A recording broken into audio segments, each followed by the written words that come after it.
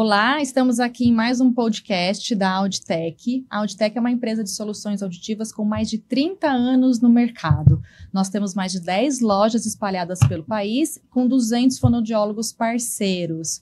Nós trabalhamos com a marca Maico de aparelhos auditivos com exclusividade aqui no país, também com a marca Biomed de equipamentos para diagnóstico audiológico e também com a Gaslive, que são equipamentos para CPAP.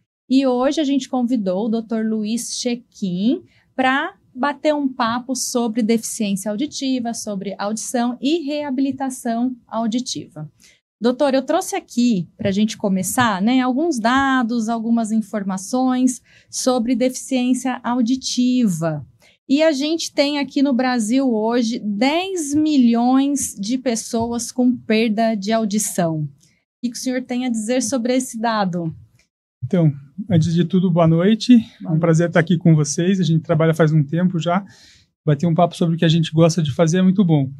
Com relação a essa parte de reabilitação auditiva e perda auditiva no Brasil, a gente tem que entender que o Brasil é um país continental, né?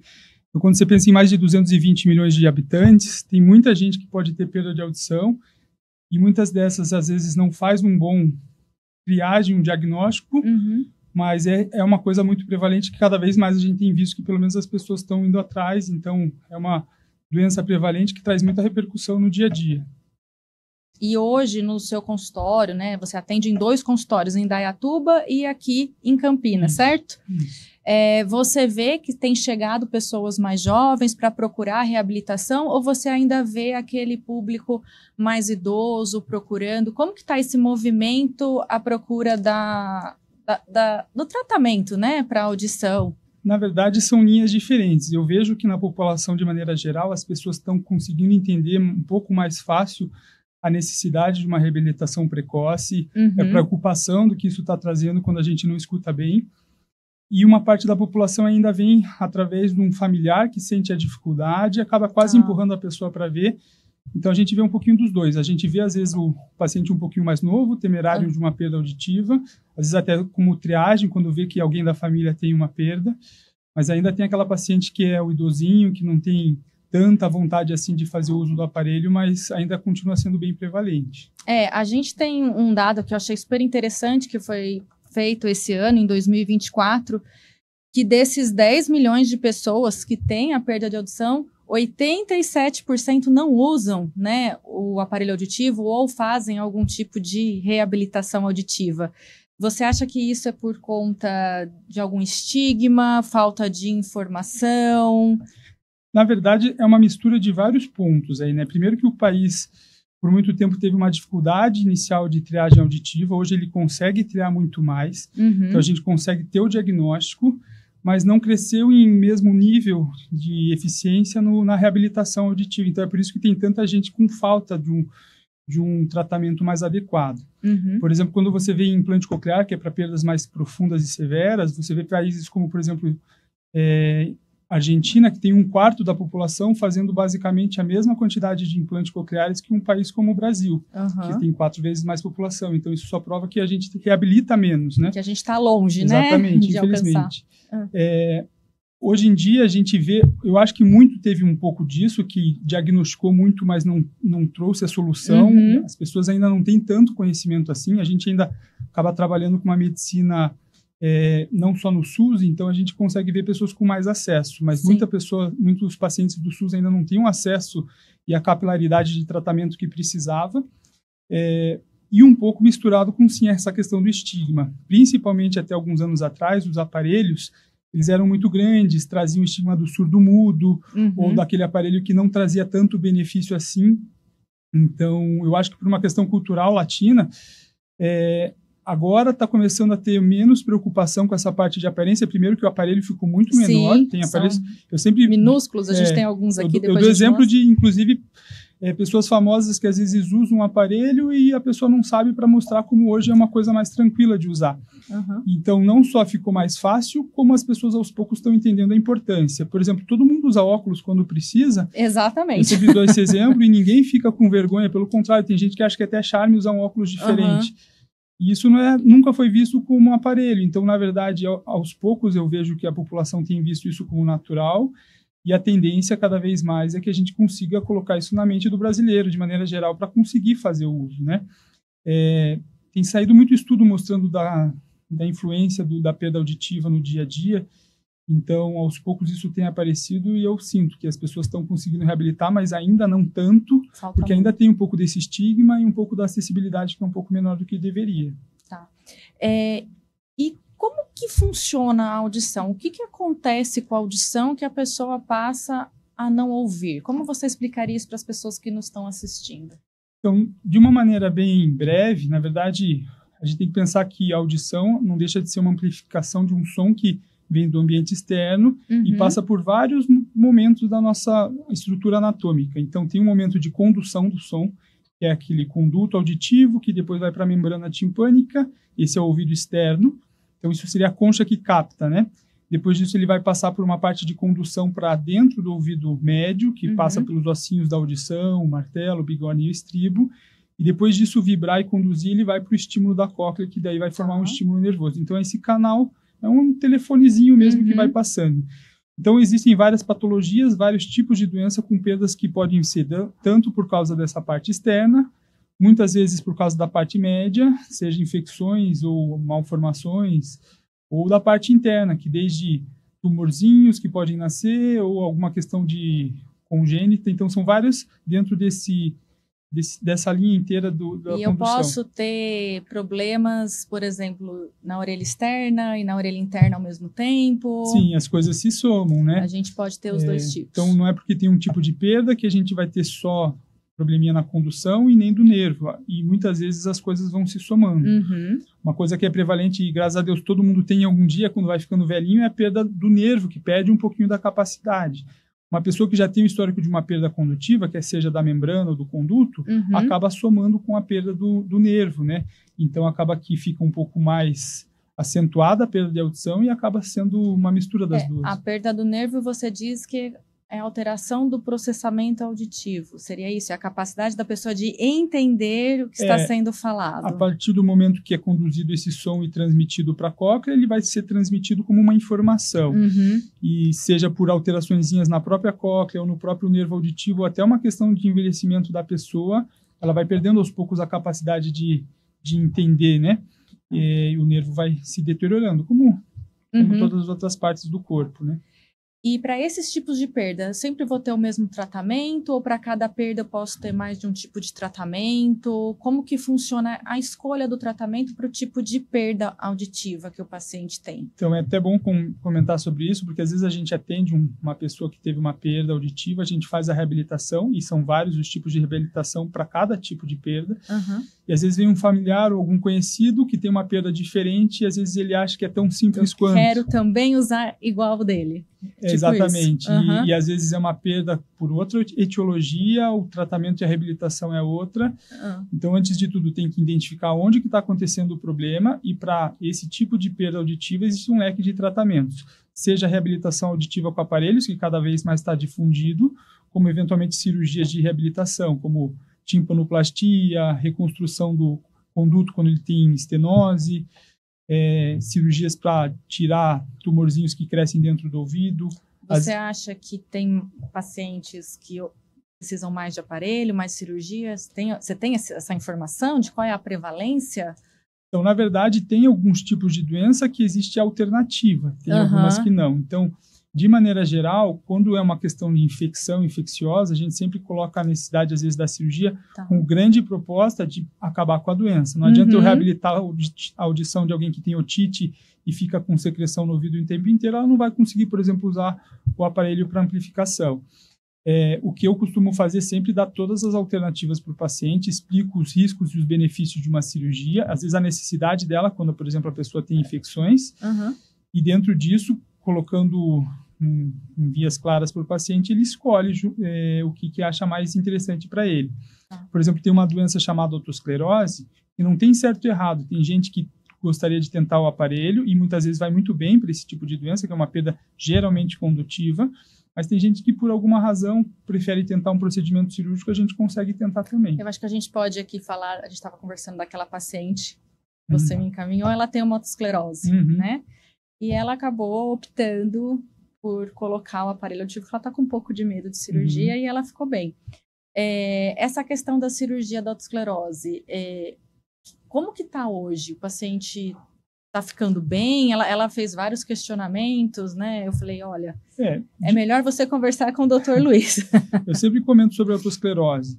Antigamente, principalmente pela questão de qualidade de aparelhos auditivos, eles não traziam um ganho tão bom e com tanta tecnologia agregada quanto hoje. Então, batia do lado que o aparelho não trazia uma repercussão tão boa, apesar que, de maneira geral, a autoesclerose é uma doença que vai bem com o aparelho, mas tinha essa questão do aparelho muito grande, baixa tecnologia, conectividade, que era um problema e hoje não é mais. Então, as pessoas estão mais atentas a tentar fazer o uso do aparelho. E, em contrapartida, por causa disso, talvez a quantidade de cirurgias de estapedotomia, que essa cirurgia, acabaram diminuindo um pouco. É uma questão estatística. Existe sempre o risco de uma perda auditiva. A gente sempre coloca para o paciente, cerca de 1% pode ter perda auditiva quando faz a cirurgia. É muito pouco, mas quando é 1% que acontece com a gente, é um problema, né? Então, o paciente sempre fala, mas tem risco?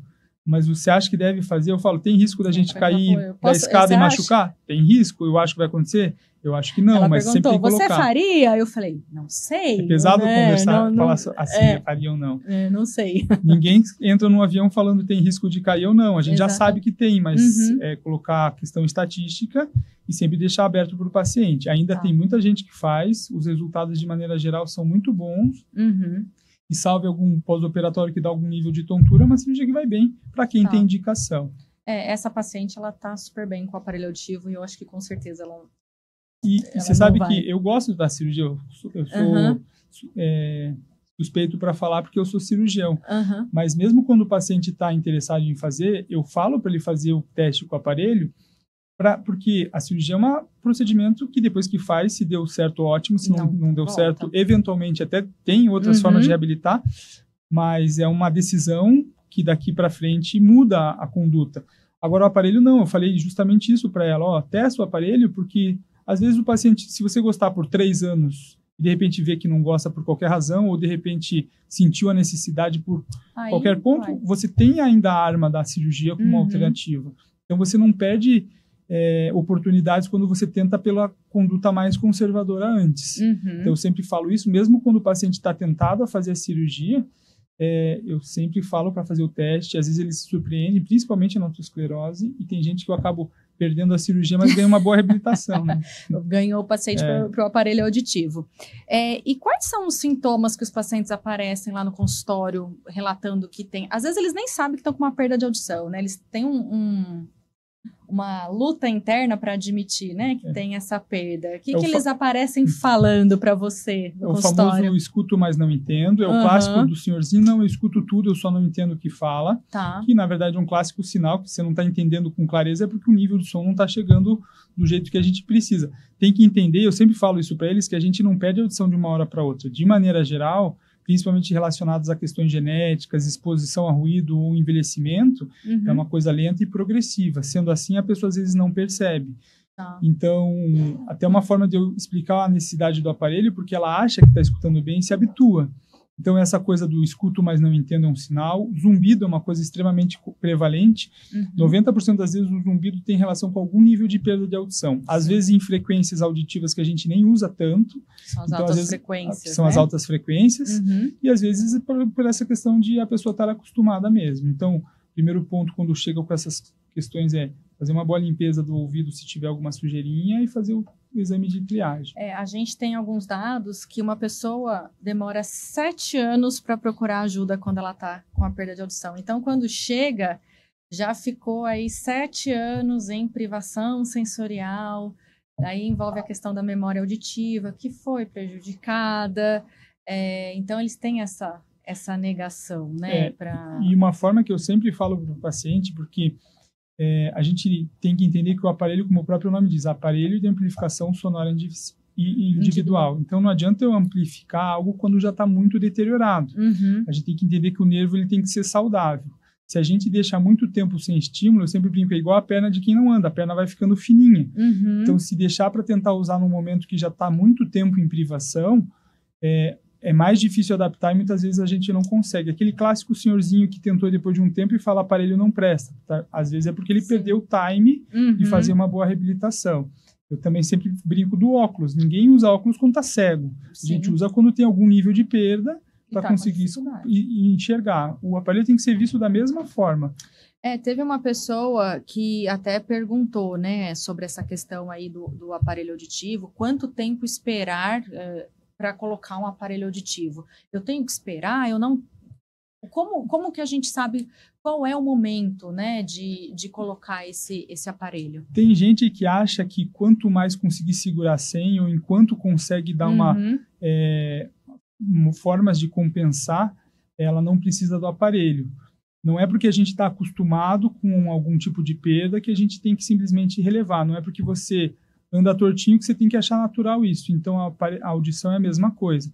Acaba que tem muito paciente que acaba indo com a gente só quando o familiar pressiona ou quando ele começa a perder muito do ponto de vista de interação, principalmente familiar ou com pessoas, ambiente. E não é o ideal. O ideal é assim, a partir do momento que percebe alguma perda auditiva, faz uma triagem, a gente percebe que existe uma dificuldade ou algo fora do padrão normal, eu sempre coloco como uma possibilidade a tentativa de reabilitação.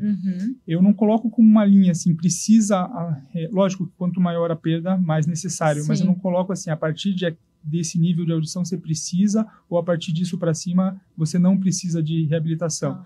Eu falo que tem gente que está acostumado a ter um pouquinho de perda de visão. Eu sempre coloco assim para os pacientes, porque é fácil deles entenderem, né? E usa óculos mesmo assim, e tem gente que não leva. Então, é legal às vezes testar, fazer uma reabilitação precoce sempre que possível, porque isso só traz benefício para o paciente. Antigamente, eu falo antigamente porque eu já sou formada há 21 anos. Então, antigamente, a perda mínima... A gente não falava de reabilitar a perda mínima. Não, fica assim, vamos esperar mais um pouco. E hoje eu recebo para reabilitação muitas perdas mínimas e a gente faz um questionário de handicap para ver qual é a desvantagem que esse paciente tem. E a maioria tem alguma desvantagem em algum momento, por mais que ele não perceba. E quando a gente começa a fazer a reabilitação, ele fala, melhorou o meu cansaço, eu não me sinto mais exausto no final do dia, a minha memória também está um pouco melhor, até minha concentração para ler um livro acaba melhorando bastante. Porque chega a ser fadigável você ficar precisando forçar para escutar, e principalmente em ambientes com muito ruído e muita gente conversando. Eu até comento com alguns, como esses que têm uma perda mínima e já sentem em alguns momentos do dia. Eu tenho um paciente meu que, por exemplo, ele usa uma perda pequena, mas que ele usa, por exemplo, quando vai numa reunião do trabalho ou quando ele está no restaurante, em algum momento de maior interação, ele sente maior necessidade. Então, tem vários cenários. É lógico que quando você está sozinho em casa com alguém falando de frente, você vai entender muito mais. Mas quando você está num ambiente com 10 pessoas falando, som tocando, necessidade para trabalho, por exemplo, a chance de você ter mais dificuldade é maior. Então, dentro do que a pessoa precisa, quanto mais ela conseguir benefícios, melhor. Não tem, hoje, uma linha que eu coloco para o paciente precisa ou não precisa. Até para as pessoas entenderem, para a gente ter entendimento numa situação de ruído, a nossa fala tem que estar 6 decibéis acima do ruído. E quando a gente vai para um lugar desse, tem barulho, que tem a perda, por mínima que ela seja, isso vai embora. Então, começam as dificuldades. E o aparelho tenta reestabelecer, né, essa, a gente chama de relação sinal-ruído. Isso melhora muito. Outra coisa que também me perguntaram, se eu usar um aparelho auditivo, minha perda não vai mais aumentar. Daí entra muito daquilo que a gente falou da etiologia, quando uma questão genética, obviamente, pode piorar, uma questão de envelhecimento natural, que é a presbiacusia. Então, tem várias perdas que são inerentes a essa questão da reabilitação. Porém, quando a gente está usando o aparelho e reabilitando, a tendência é que você mantenha um estímulo sonoro. Então, em partes, você sempre protege a tua audição quanto você está usando mais. Mas não dá para dizer que a gente simplesmente vai acabar com o problema da audição e da progressão da perda auditiva quando usa o aparelho. Mas é sempre um fator protetor. A pessoa que escuta menos e cada vez menos, ela vai ter menos estímulo, então a tendência às vezes é até piorar mais rápido. Mas não que o aparelhinho vai fazer, o aparelho de reabilitação vai fazer a perda estacionar. Infelizmente, ainda a gente não chegou nesse ponto. Um dia chega, né? O que eu vejo muito com meus pacientes é quando a gente põe a prótese auditiva, depois a gente vai repetir o exame de audição, que é a audiometria, e a gente faz o teste de fala, que se chama reconhecimento de fala. Muitas vezes esse teste que estava em, sei lá, 60%, a hora que você vai fazer de novo, melhorou. Então, ele melhora a percepção que ele tem, o reconhecimento que ele tem da fala com o uso do aparelho auditivo. Mas o nível de audição, às vezes, está igual ou até um pouquinho pior. Mas o reconhecimento, a capacidade de entendimento, de reconhecer a fala, realmente não evolui, né? Fica melhor. E é bem dizendo o que a gente precisa, porque é justamente para que você consiga ter uma capacidade de interação e reconhecimento de fala. À medida que vai usando, ele, óbvio, não vai recuperar a perda auditiva que já tem muitas vezes, mas ele consegue ter um ganho no dia a dia com essa capacidade de inteligibilidade, que a gente fala, que é reconhecer o que está sendo falado, né? Tá. E os pacientes chegam perguntando, doutor, eu quero usar, aqui eu tenho alguns exemplos, né? Eu quero usar aquele aparelho pequenininho, eu não quero aquele que vai atrás da orelha. Eles já chegam pedindo isso ou não tem essa... Na verdade, tem, principalmente quando eles lembram daqueles aparelhões que existiam antigamente. Hoje eu falo que, tem muito aparelho, mesmo aqueles de trás são pequenininhos. Como a gente trabalha sempre, é o clichê, né, de uma equipe multidisciplinar. Mas eu preciso da fono tanto para uma boa diagnóstico como do acompanhamento. Eu deixo isso, para cada tipo de perda existe o tipo adequado de aparelho e o tipo e o molde necessário.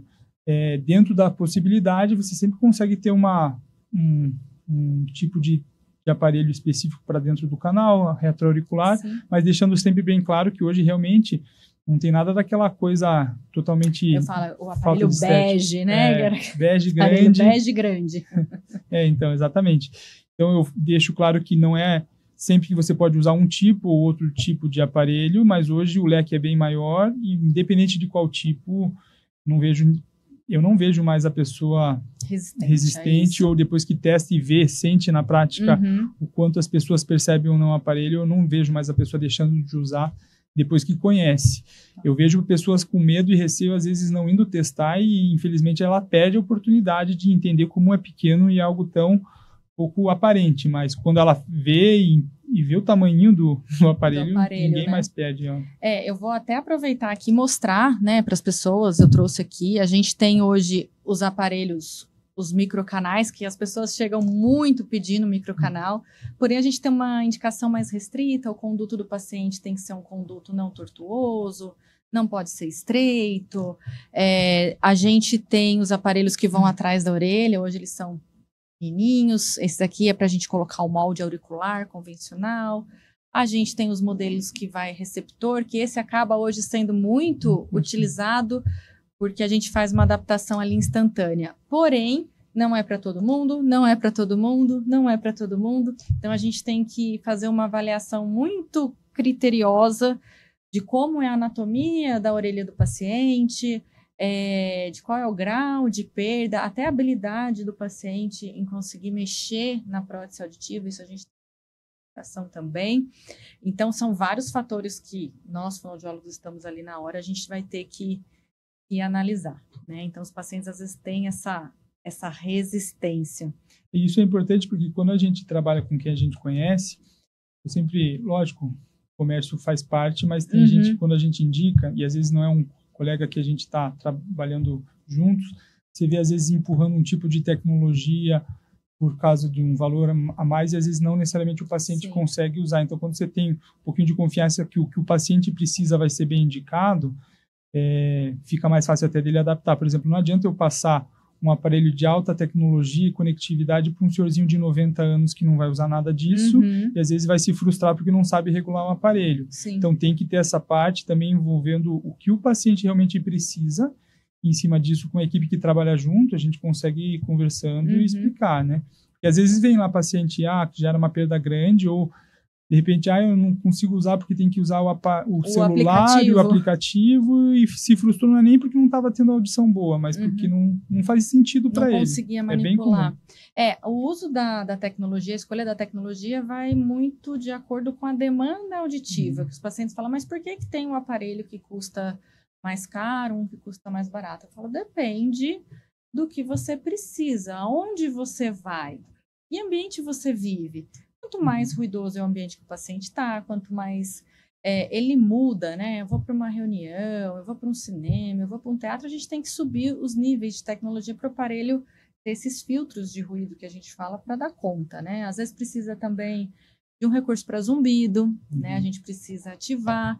Então, a escolha da tecnologia é muito pautada na necessidade auditiva e, claro, né, na capacidade do paciente aí de querer investir ou não nesse dispositivo. Eu sempre falo, aparelho auditivo é um investimento na sua saúde. Às vezes eu falo, quanto custa a sua audição? Não tem, né, um preço. A gente não consegue colocar um valor, né, na audição. Na verdade, a gente não consegue colocar valores, eu sempre falo, o mais importante para o paciente é a qualidade de vida, e isso é realmente algo difícil de calcular. Mas até tem estudo que mostra o quanto que a gente, os países, o mundo inteiro, em termos de custos com pessoas que têm perda de audição. Então, até a médio e longo prazo, até do ponto de vista da saúde coletiva, um paciente bem reabilitado, se for ver o valor do custo, lógico, não é barato, eventualmente, um aparelho com muita tecnologia, Sim. mas o ganho indireto para o paciente, para a família e, acima de tudo, para a sociedade em termos de dificuldades que ele tem de integração, acesso a trabalho. Então, na verdade, é barato quando você pensa isso. Quando a gente pensa no implante coclear, que é um procedimento relativamente caro, o PME é um aparelho que é usado para perdas severas e profundas, dentro dos atos médicos, entre todas as coisas que um médico faz como tentativa de melhorar a qualidade de procedimento para o paciente, entre o custo-benefício é um dos melhores em termos de, apesar de ser muito caro, é o que mais gera uma receita positiva para a sociedade e para o paciente. Só perde para a UTI, porque obviamente a UTI é uma questão de vida, mas em termos do valor agregado que você gasta para fazer um tipo de reabilitação e o quanto traz de ganho, paciente voltar a ter a audição, poder voltar a trabalhar, ir para o mercado de trabalho, gerar renda, né? Menos chance de depressão, Alzheimer, demência, outras coisas que vêm de uma perda de audição. Então, acaba que o caro sai barato nesse caso, né? Eu vi um estudo que hoje as perdas auditivas, né, não tratadas custam para o mundo $1 trilhão. Ou seja, você não tratar a perda de audição é muito mais custoso para os países, para o Estado, enfim, de forma geral. É aquilo, né? Vai para a demência, vai para o Alzheimer, não vai para o mercado de trabalho e começa a criar doenças mais caras, né? Tratamentos a longo prazo. Exatamente. Enfim. E isso é legal que você falou da demência, porque é uma coisa que eu aperto na tecla, principalmente quando pessoa um pouquinho mais velha, ela é um pouco reativa a usar o aparelho. Cada vez mais tem mostrado estudos que mostram que perdas, desde perdas leves em diante, já aumenta o risco de doenças degenerativas do ponto de vista Alzheimer, demências, porque a pessoa tem menos estímulo, né? Sim. Então, e eu falo, isso daí eu comecei a falar nos últimos tempos e é a verdade. Às vezes a pessoa acha que é só uma questão... Surte um efeito muito, né? Porque ela se preocupa e os familiares também. E é uma coisa que eu parei para pensar há pouco tempo. A gente pensa em audição só em interação.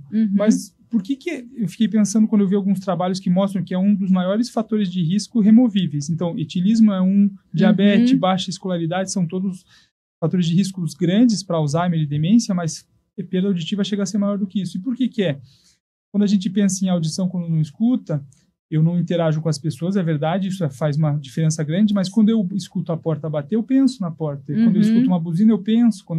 Então, a gente está o tempo inteiro respondendo, do ponto de vista intelectual, ao estímulo que a gente está ouvindo. Quando você não escuta a porta, você não está pensando na porta, você não pensa que tem alguém entrando, você não vê o passarinho, você não sabe, você não pensa que ele está voando. Então, é o tempo inteiro pensando menos. E vai fazer você, nossa, aquele passarinho voa, estava lá na praia com a minha família. Então, né? a gente vai perdendo essas conexões, né? Então, até nisso você acaba perdendo. Isso é impactante para o paciente, porque é uma verdade e quando ele começa a pensar dessa forma, ele acaba... Um paciente que você encaminhou, a primeira coisa que ele chegou para mim, ele falou assim, eu tô aqui porque eu não quero ter Alzheimer. Foi muito bom, assim, ele tava assim, eu tô com muito medo de ter Alzheimer. Eu falei, calma, não é assim também. Mas eu acho interessante porque ele já tinha uma queixa de memória. E ele estava muito preocupado. Ele falou, não, eu tô com um problema de memória. E realmente, quando a gente está ali fazendo a anamnese com o paciente, eu pergunto, como está a sua memória, né? A maioria dos pacientes já estão com alguma alteração de memória, que é a memória de trabalho. Fui ali pegar alguma coisa, não lembro. Fui no supermercado comprar 3, voltei com 2 coisas. Então, começa bem pequenininho, a alteração mínima. E a hora que você vê, já virou uma bola de neve, né? E a gente, não é nenhuma questão de tentar assustar o paciente, mas a gente tem que alertar para que ele entenda porque às vezes a pessoa, por uma questão banal, do tipo, eu não quero esperar para passar, coloca como, às vezes eles não entendem, né, o nível da importância que hoje gera a reabilitação auditiva. Então, quando a gente coloca todas essas informações, infelizmente acaba assustando um pouquinho eles, mas eu prefiro que ele fique um pouco preocupado, mas vá atrás de, pelo menos, entender um pouquinho como funciona, do que simplesmente achar que é algo banal e desnecessário no momento, enquanto ele continua segurando a barra, lendo o lábio, alguma coisa assim. E a perda auditiva hoje, até fiz uma postagem sobre isso, é subestimada, porque a gente não enxerga ela. Eu não sei que você tem uma perda de audição, eu não sei que você está com dificuldade, eu não posso... Não é palpável. A falta de qualidade de vida que ela tem também. A gente é uma perda invisível, né? Então as pessoas, ninguém sabe que eu tô surdo, então. Mas o que é pior? Você ficar com aquela perda e as pessoas pedindo para você olhar para elas, você pedir repetição, você deixar o seu ente querido falando sozinho. E para você ver como é, né? A gente tinha até comentado sobre essa questão de quantas pessoas têm perda auditiva e não reabilitam, porque vão acostumando, vão levando para elas essa dificuldade. O que veio de paciente que estava totalmente acostumado e adaptado a ser surdo na época de pandemia, e daí na época que precisava usar máscara, perdeu a arma que era estar enxergando o que a pessoa fala e teve um choque de realidade. Tem muita gente, parece brincadeira, mas quando você pergunta você tem perda de audição, você se considera surdo? Não, eu escuto de luz acesa e vendo a pessoa, eu escuto muito bem. Eu só não entendo. Então, na verdade, ela não escuta. Às vezes ela usa outros pontos para ter essa reabilitação. Então, mudou muito por causa da pandemia. Muita gente que era contra o uso do aparelho acabou entendendo a necessidade. Na pandemia eu senti a mesma coisa. Eu percebi um boom, né? E a gente teve um boom do zumbido também na pandemia. E o zumbido ele é muito bem tratado com aparelho auditivo. Hoje, nos aparelhos auditivos, a gente consegue aí fazer a terapia sonora. Eu falo, a amplificação é uma terapia sonora. Você devolver a audição para esse paciente, normalmente você melhora quase todos. Mas nós temos os recursos para trabalhar. E na pandemia, a gente sentiu isso de perto, assim. Quanto o zumbido aumentou e os pacientes procurando a reabilitação auditiva, porque a máscara realmente foi um empecilho, né? E tem gente que acaba que, apesar da perda não ser tão pequena, já está acostumado com ela e vem por causa, como a gente tinha falado, do zumbido, e eu explico. O zumbido, ele é muito bem tratado quando você faz a reabilitação auditiva e de bônus você diminui o zumbido, né? Muitas vezes a pessoa faz o caminho contrário, ela quer resolver o zumbido, acaba achando que tem que usar o aparelho, faz quase uma careta, mas daí quando começa a usar, melhora o zumbido, mas ela fala, nossa, realmente melhorou muito a audição muito aliviado, também. Né? Então, tem esse lado também. Realmente, zumbido é uma coisa que a gente consegue tratar bem, muitas vezes, quando o problema é a perda auditiva. E vamos falar um pouquinho sobre as crianças, né? Criança com perda de audição. Eu vejo que a criança, às vezes, fica anos ali e só consegue perceber quando já está na escola, começa a ter dificuldade escolar e demorou demais. Onde será que a gente, como profissional, né, o sistema todo está errando? A triagem auditiva a gente tem. Você acha que é um... Inicialmente era um problema de triagem auditiva. Hoje... depois que o marco é você ter mais do que 95% de triagem, hoje isso é feito. Só que esse é o primeiro passo, entra dentro daquilo que eu falei. Não adianta triar e ter o diagnóstico se você não tiver o segmento, né? Sempre tem que passar com o otorrino. Existem alguns pontos aí de alarme. Então, infecções de via aérea de repetição podem juntar catarrinho, que é a secreção e perda condutiva na criança. Dificuldades ou alteração de padrão de fala. Então, são coisas que quando o familiar ele tem essas informações e consegue ter uma análise um pouquinho mais crítica, tem que estar escutando, tem que estar entendendo, e desenvolvimento da fala tem que ser algo progressivo. Lógico, tem algumas particularidades, crianças são um pouquinho mais rápidas para pegar algumas coisas e outras não, mas dentro de um padrão, a gente consegue, pelo desenvolvimento da criança, vendo se ela está tendo o ganho auditivo necessário. E, óbvio, quando você percebe ou tem qualquer sinal de alarme com relação a isso, é através do otorrino fazendo um bom diagnóstico e tendo o auxílio de uma fono que faça um bom diagnóstico de perda auditiva, que também, por N razões, pode ser sempre bem reabilitado. E já fazer a adaptação do aparelho ainda bebê. E até mais precoce. Quanto mais precoce, melhor, porque da mesma forma que a gente comentou sobre Alzheimer e demência para um senhorzinho que já não escuta bem, imagine uma criança que ainda precisa de todo o estímulo para aprender. Então, a neuroplasticidade, o nível de informações que ele precisa ter nessa fase, repercutem diretamente a médio e longo prazo para uma vida inteira. Então, às vezes, uma dificuldade escolar, uma dificuldade que a pessoa vai ter lá para frente, se não é reabilitado na hora certa, a gente perde um pouco do tempo. Então, do ponto de vista reabilitação auditiva, até sou um pouquinho, entre aspas, mais agressivo com crianças. Na dúvida, eu sempre brinco, na dúvida a gente reabilita, porque eu não estou trazendo nenhum problema para ele se eu estou tendo uma audição melhor possível. Eu trago o problema para o paciente quando eu não dou a possibilidade de ele estar escutando perfeitamente. E como a audição é algo subjetivo, às vezes o pai não percebe, a criança também não. Às vezes é bonitinho falar errado, né? Tá falando errado, exatamente. Que bonitinho, tá falando errado. Eu vejo assim, eu atendo bastante criança e às vezes a criança estava até agora fazendo um tratamento com psicopedagogo, enfim, e nunca fez uma audiometria, né? É igual a criança que tem adenoide, que é aquela carne esponjosa gigantesca, e faz 2 anos que está tratando um fisioterapeuta para respirar pelo nariz e diminuir mecanismos de respirar pela boca. Quando você tem uma obstrução, você não vai conseguir respirar. É a mesma coisa a audição. Tem todas essas multidisciplinas que ajudam a terapia, o treinamento, mas não adianta. O primeiro passo é ter a certeza que a audição está funcionando bem, para depois disso a gente ir atrás das reabilitações.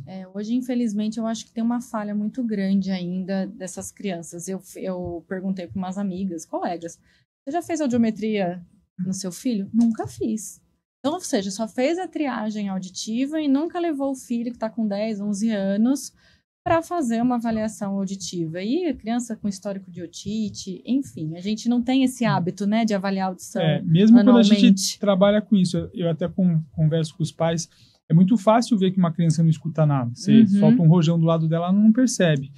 Mas e se ele estiver perdendo 10% da audição? Às vezes ele vai pegar, ele é rapidinho e pega as informações, compensa, vai super bem no colégio e a gente não percebe, mas esses 10% está fazendo diferença para ele. Mas ele vai bem no colégio, não precisa reabilitar, mas a gente tem que comparar ele com ele escutando melhor. Então não é uma questão dele estar indo bem proporcionalmente às outras crianças, é entender que ele tem potencial para mais. E o quão esforço ele não está fazendo para conseguir chegar onde ele está, né? Poderia ter sido um caminho menos difícil, talvez. E a adaptação de criança, de bebês, o que as pessoas precisam também entender é diferente da do adulto. A orelha da criança é diferente, a escolha do aparelho auditivo para a criança é sempre o atrás da orelha até os 12 anos. A gente não pode nem pensar em não colocar um molde convencional. E os pais têm que entender isso por segurança, por a gente conseguir colocar alguns recursos auxiliares, enfim. Então, a adaptação pediátrica, ela é complexa, né? A gente tem e fora de fazer toda a reabilitação auditiva. E o pai ainda tem medo do estigma, né? Tem, então, muito. Eu vejo até isso mais ainda hoje em crianças, que vai para o colégio com o aparelhinho, daí eu falo, eu entendo que às vezes é um receio, mas será que é melhor do que ser surdo? Ele está perdendo informação? E colocar isso porque realmente tem um pé atrás do pai que às vezes acha que isso vai trazer algum problema para o filho no dia a dia. Pelo contrário, né? Ficar mais atrasado é um problema. Hoje, com as tecnologias, a hora que o pai vê que a criança está indo bem, eu tive alguns pais muito resistentes. Aí a própria criança, o próprio adolescente chega feliz de estar usando o aparelho auditivo, de estar usando os equipamentos auxiliares em sala de aula. Acaba acostumando com o bom, né? Super bem reabilitado, vai para o futebol, vai para, enfim, para festa de aniversário, porque eles têm um receio também da prática do esporte com o aparelho auditivo. Hoje os aparelhos auditivos são super bem protegidos aí para dar conta dessas situações, né? Então, eu vejo, aquela negação inicial, mas depois que vê que o filho está desenvolvendo. Doutor, eu acho que hoje a gente não pode mais falar que não existe tratamento para as perdas de audição. Eu acho que para todos os tipos de perda, a gente sempre tem alguma coisa que pode ser feita. Eu sempre falo para o paciente, talvez esse seja a grande ponto aí a ser comentada, e para quase todos os tipos, salvo raríssimas exceções, sempre tem alguma forma de reabilitação. Então, a gente tem diversos mecanismos e a gente tem uma gama grande de reabilitação. O aparelho é super importante e resolve uma grande parte, algumas cirurgias também, mas até para pessoas com perdas severas e profundas, tem alternativas de próteses ancoradas ao osso, que é outro tipo de tecnologia para algumas perdas específicas. Tem o implante coclear, que as pessoas veem como ouvido biônico, mas para perdas mais importantes ainda, severas e profundas, são uma alternativa quando o aparelho não funciona. Então, o que eu acho que é legal das pessoas entenderem é que para quase todos os tipos de perda existe alguma alternativa, as coisas têm melhorado gradativamente, então, para não achar que tem que ser passivo com relação a isso, a gente sempre consegue tentar melhorar, indo atrás de um tratamento, de um otorrino inicialmente, depois de uma fono para fazer esse tipo de diagnóstico. Hoje o nosso recurso é muito grande. Então, é entender que, acompanhando no dia a dia, a gente consegue fazer muita coisa para a qualidade de vida da pessoa melhorar. Talvez esse seja o grande ponto mesmo. Eu, como fonoaudióloga que trabalho com aparelhos auditivos, né, há tantos anos, o que eu vejo? Eu vejo a maioria dos pacientes realmente ficam muito bem com as próteses auditivas, mas a gente tem alguns pacientes que falam, pô, tá faltando alguma coisa. É a gente conseguir ter esse olhar está faltando alguma coisa, entender que existem outras possibilidades, que às vezes o paciente fica a vida inteira usando um aparelho auditivo, ele poderia estar feliz com um implante coclear, ou com uma prótese ancorada, ou usa o aparelho auditivo, vive com episódios de otite. A gente sabe que existem outras condições. Então, assim, um protocolo de atendimento diferenciado, uma avaliação, entender como que ele se comporta aí frente a situações de fala, de ruído com a prótese auditiva é super importante para a gente ver se o aparelho está dando benefício ou não desejado, né? E é por isso que é tão importante, e eu gosto quando a gente traz, por exemplo, equipes de fono para trabalhar junto, desde um bom diagnóstico a um bom tratamento com o aparelho certo na hora certa e com boa terapia. Porque a perda de audição não é estática. Então, a gente consegue ir avaliando. Às vezes, foi muito bem por 20 anos com o aparelho, de repente, infelizmente, ele não é o suficiente, mas existem recursos para frente. Então, quando você trabalha junto e é dinâmico esse contato com as equipes, você consegue ir sempre de acordo com o tipo da perda e evolução que eventualmente acontece, ter uma melhor forma de reabilitar. E que bom que a gente tem otorrinos, que a gente consegue conversar, né? A gente troca bastante... E que bom que a gente tem fonos também. A gente troca bastante mensagem e conversa e discute os casos. Eu acho que esse é o caminho para fazer uma reabilitação auditiva perfeita ou quase perfeita nos nossos pacientes. Doutor, e para quem quiser fazer um agendamento de consulta com você, como que a gente faz para te encontrar? Eu tenho o Instagram, que é um Instagram profissional, é drluiz.chequim. Por lá eu consigo ter algum contato se precisar. Inclusive, lá tem o site para, eventualmente, fazer algumas consultas, direcionamento para as consultas nos lugares que eu atendo. E principalmente na Promédica, que é a clínica em Indaiatuba, que é um dos lugares que eu mais atendo. Se precisar, a gente está sempre disponível. Tá bom, muito obrigada. E a gente está disponível também pelo Instagram da Auditec e da Maico. Quem quiser é só acessar o nosso Instagram. E eu sou a fonoaudióloga Tati Geraldo. Estou encerrando aqui hoje o nosso podcast com o Dr. Luiz Chequim. Eu agradeço. Obrigada.